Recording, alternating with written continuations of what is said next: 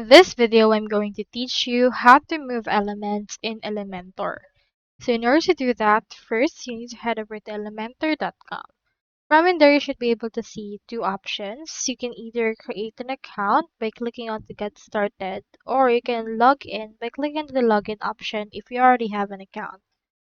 So from in there, you can just head over next to WordPress.com. We will use WordPress in order to host Elementor.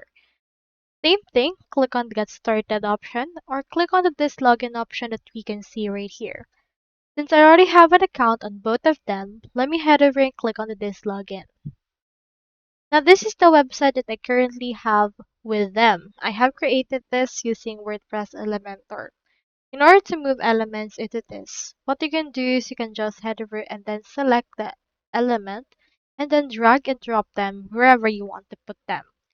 For example, this products page or this about us page, let's put that below the actual product.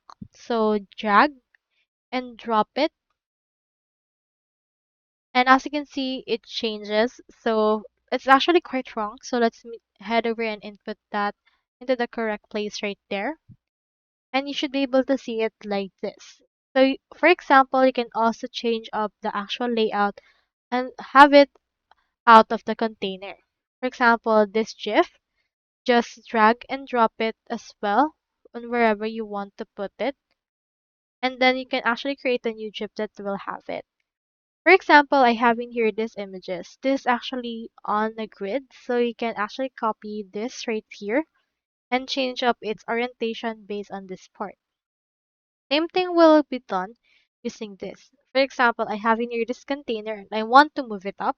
You can click onto this 6 dots and then just move it above wherever you want to put it. As you can see, it's been moved up just like this. So that's all there is today, and I hope this video helped you out.